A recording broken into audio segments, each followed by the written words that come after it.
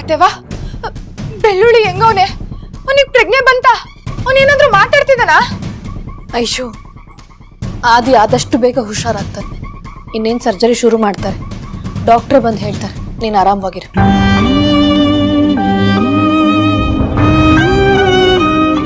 ದೇವ್ರು ನಮ್ ಜೊತೆಗೆ ಇದ್ದಾನೆ ಐಶು. ಹಾಗೆಲ್ಲ ಅವನ್ ಕೈ ಬಿಡೋದಿಲ್ಲ. ನೀನ್ ಧೈರ್ಯವಾಗಿರು. ಹೌದಮ್ಮ, ಒಂದು ಕೆಟ್ಟ ಸುದ್ದಿ ಕೇಳೆ ನನ್ನ ಮನಸ್ಸು ತಡೆಯಕ್ಕಾಯ್ತಾ ಇಲ್ಲ.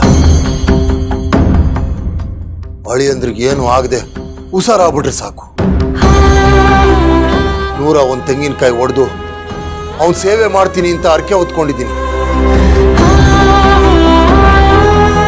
ನನ್ನ ನಂಬಿಕೆನ ಸುಳ್ಳು ಮಾಡದೆ ಇದ್ರೆ ಸಾಕು.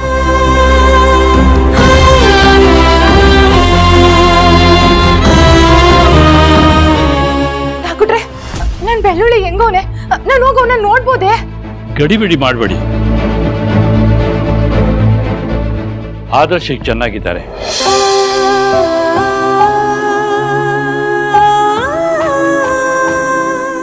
ಅವರಿಗೆ ಸ್ವಲ್ಪ ರೆಸ್ಟ್ ಬೇಕು.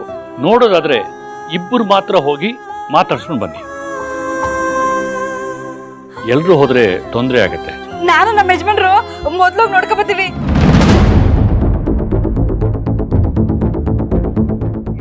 ನಮ್ಮ ಅಳಿಯಂದ್ರು ತಾವು ಮಾತಾಡದೆ ಸಮಾಧಾನ ಹಾಕಿಲ್ಲ. ಏಯ್ ಸಾಕ್ ನಿಲ್ಸು. ಏನ್ ಗನಂದಾರಿ ಕೆಲಸ ಮಾಡಿದೀವಿ ಅಂತ ನಾವಿಬ್ರು ಹೋಗಿ ನೋಡೋದು? ಮೊದ್ಲು ಮೇಟ್ರು ಮನೆಯವರೆಲ್ಲ ಹೋಗಿ ನೋಡ್ಕೊಂಡ್ ಬರ್ಲಿ, ಆಮೇಲೆ ನಾವು ಹೋದ್ರಾಯ್ತು.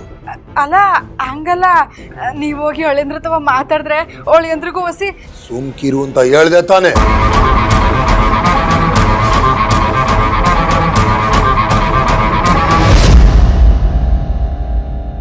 ನೀರವ್ರೆ, ನೀವು ಐಶ್ವರ್ಯ ಹೋಗಿ ಅವ್ನು ನೋಡ್ಕೊಂಡು ಬನ್ನಿ.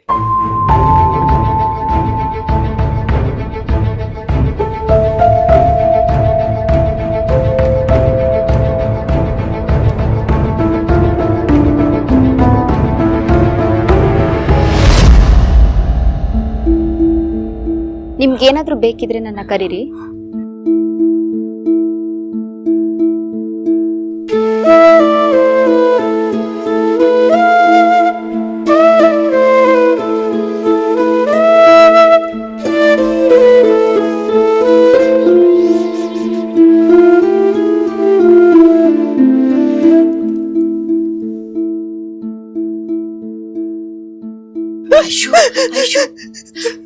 ಅಳ್ಬೇಡ ಐಶು, ಅವ್ನ ಮುಂದೆ ಅಳ್ಬೇಡ. ಇದಕ್ಕೆ ನಾದಿ ನೋಡಕ್ ಬಂದಿದ್ದು ನಾವಿಲ್ಲಿಗೆ.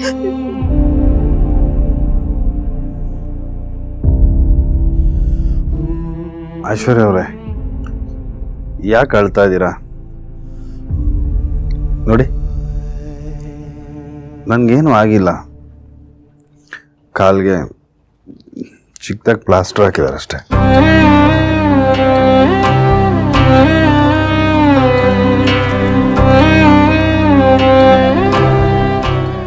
ಐಶು, ಆದಿ ಹೇಳಿದ್ ಕೇಳಿಸ್ತು ತಾನೆ, ಅಳ್ಬೇಡಮ್ಮ, ಕಣ್ಣೀರ್ ಒರ್ಸ್ಕೊ. ಬೆಳ್ಳುಳ್ಳಿ ಇವಾಗ ಹೆಂಗಿದ್ಯಲ್ಲ? ಶಾನೆ ನೋವಾಯ್ತಾಯ್ತಾ ನಿನ್ಗೆ? ಪರವಾಗಿಲ್ಲ, ಚೂರು ನೋವಿದೆ. ಪೇನ್ ಕಿಲ್ಲರ್ ಕೊಟ್ಟಿದ್ದಾರೆ. ಅದೇ ಯೋಚನೆ ಮಾಡ್ಬೇಡ್ವೋ, ಡಾಕ್ಟರ್ ಹೇಳಿದ್ದಾರೆ ಸ್ವಲ್ಪ ದಿನಕ್ಕೆ ನೀನು ಹುಷಾರಾಗ್ಬಿಡ್ತೀಯಂತೆ. ಆಮೇಲೆ ಇದೆಲ್ಲ ರಿಮೂವ್ ಮಾಡ್ತಾರೆ, ನೀನು ಆರಾಮಾಗಿ ಓಡಾಡ್ಕೊಂಡಿರ್ಬೋದು. ಆಕ್ಸಿಡೆಂಟ್ ಹೆಂಗ್ಲ ಆಯ್ತು?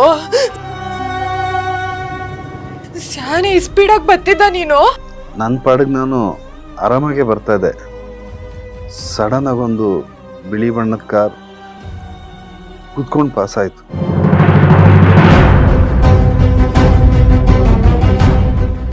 ಆಮೇಲೆ ಏನಾಯ್ತು ನನಗೇನು ನೆನಪಿಲ್ಲ. ಹೋಗ್ಲಿ ಬಿಡು ಆದಿ, ನಮ್ ಗ್ರಹಚಾರ ಕೆಟ್ಟಿದ್ರೆ ಯಾರು ಏನ್ ಮಾಡಕ್ಕಾಗತ್ತೆ? ಇಂಥ ಟೈಮಲ್ಲಿ ನೀನು ಐಶು ಜೊತೆಗಿದ್ದು ಅವಳಿಗೆ ಏನು ಇಷ್ಟನೋ ಅದನ್ನೆಲ್ಲ ಕೊಡಿಸ್ಬೇಕಾಗಿತ್ತು.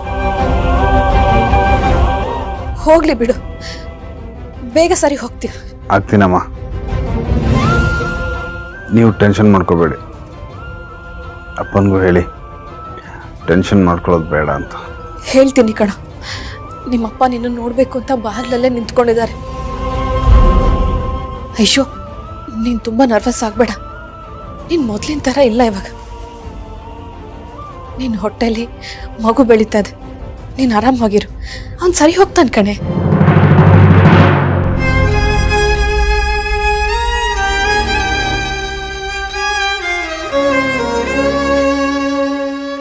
ಹುಷಾರು ಅದಿ.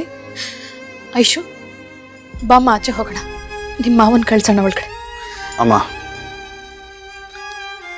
ನೀವು ಹೋಗಿರಿ, ನಾನು ಐಶು ಜೊತೆ ಸ್ವಲ್ಪ ಮಾತಾಡಬೇಕು.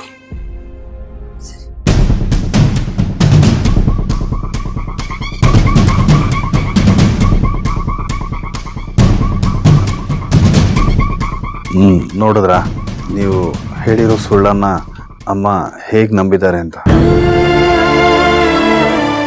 ನೀವು ಪ್ರೆಗ್ನೆಂಟ್ ಅಂದ್ಕೊಂಡು ಅಮ್ಮ ಎಷ್ಟು ಕೇರ್ ಮಾಡ್ತಿದ್ದಾರೆ ನೋಡಿ. ಯಾಕೆ ಹೀಗೆ ಮಾಡಿದ್ರಿ ನೀವು? ಮುಂದೆ ಇದು ದೊಡ್ಡ ವಿಷಯ ಆಗುತ್ತೆ. ಬೆಳ್ಳುಳ್ಳಿ, ನಾನೆಲ್ಲ ಮಾಡ್ಲಿ? ನಿಂಗೆ ಈ ಥರ ಆಯ್ತದೆ ಅಂತ ನನ್ಗೆ ಗೊತ್ತಿತ್ತು? ಹೇಳೋದೇನೋ ಹೇಳ್ಬಿಟ್ಟೆ. ಇವಾಗ ನಂಗೂ ಪುಕ್ಕ ಪುಕ್ಕ ಅಂತೈತೆ, ಗೊತ್ತಾ ನಿಂಗೆ? ಆಯ್ತು ಐಶ್ವರ್ಯ ಅವರೇ, ಮುಂದೆ ಏನು ಮಾಡಬೇಕು ಅದನ್ನು ನೋಡೋಣ. ನೀವೀಗ ಅಳ್ಬೇಡಿ. ಬೆಳ್ಳುಳ್ಳಿ, ನಾನು ಇವಾಗ್ಲೇ ಹೋಗ್ಬಿಟ್ಟು ಎಲ್ರ ತವನು ಸತ್ಯ ಹೇಳ್ಬಿಡ್ತೀನಿ. ಈಗಲಾ? ಈ ಟೈಮ್ ಅಲ್ಲ, ಪ್ಲೀಸ್ ಹಾಗೆ ಮಾತ್ರ ಮಾಡಬೇಡಿ. ಮೊದಲೇ ಎಲ್ಲರೂ ಬೇಜಾರಲ್ಲಿದ್ದಾರೆ. ಒಳ್ಳೆ ಟೈಮ್ ನೋಡಿಕೊಂಡು ಹೇಳಿದ್ರಾಯ್ತು. ಅಲ್ಲಿವರೆಗೂ ನೀವು ಮಾತ್ರ ಏನು ಹೇಳಕ್ಕೆ ಹೋಗ್ಬೇಡಿ. ಪ್ಲೀಸ್ ಸುಮ್ಮನಿದ್ಬಿಡಿ, ಸಾಕು.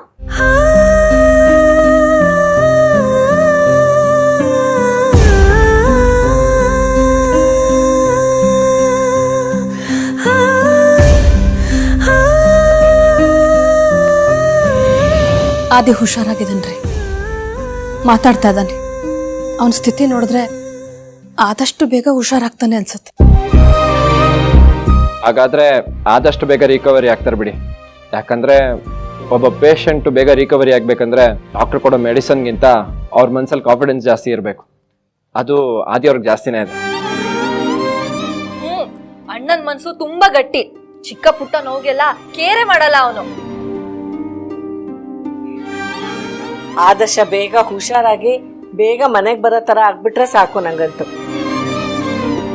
ಅಳಿಯಂತ್ರ ಆಕ್ಸಿಡೆಂಟು ಹೆಂಗಾಯ್ತು ಅಂತ ನಿಮ್ ತಾವೇನಾರು ಹೇಳಿದ್ರ? ಯಾವುದೋ ಬಿಳಿ ಕಾರ್ ಬಂದು ಹಿಂದೆ ಅಂತ ಗುದ್ದಿತು ಅಂತ ಹೇಳ್ದ ಅಷ್ಟೇ.